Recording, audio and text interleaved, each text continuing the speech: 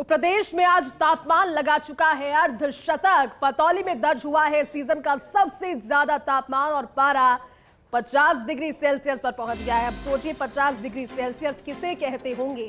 बाड़मेर में ये तापमान 48.8 डिग्री सेल्सियस, जैसलमेर में 48 डिग्री सेल्सियस, बीकानेर में भी लगभग 47.2 डिग्री सेल्सियस और चूरू में तापमान 47 डिग्री सेल्सियस, जोधपुर में 46.9 डिग्री सेल्सियस, श्रीगंगानगर में 46.5, कोटा में 46.3, तो वहीं राजधानी जयपुर में 43.8 डिग्री सेल्सियस तापमान दर्ज किया गया। अब आप जब सोच रहे होंगे कि जयपुर राहत में है, लेकिन ये सोचे कि 43 डिग्री भी किसे कहते हैं, और 43 के बाद ये 46, 47, 48 से होता हुआ 50 पर पहुंच गया।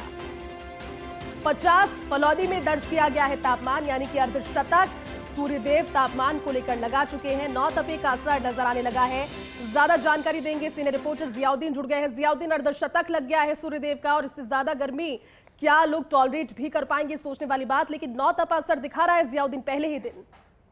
देखिएगा कि आज नौ तपे की शुरुआत हुई है करीब 3:15 बजे से ज्योतिष के हिसाब से, ज्योतिष गणना के हिसाब से, लेकिन आज ही फलौदी के अंदर तापमान 50 डिग्री के करीब 50 डिग्री पहुंच चुका है। तो अंदाजा लगा सकते हैं कि किस तरह के हालात वहां पर रहे होंगे।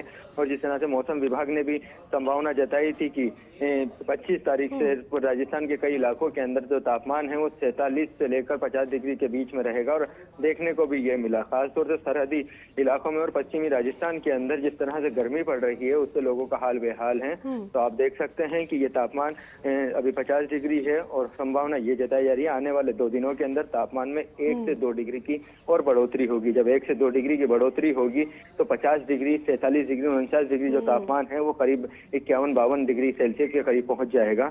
और ऐसे के अंदर सीधी जो हीट वेव है वो लगातार चलती रहेगी, 4-5 दिन तक चलती रहेगी। 29 मई और 30 मई के बाद तापमान में गिरावट आना शुरू होगी।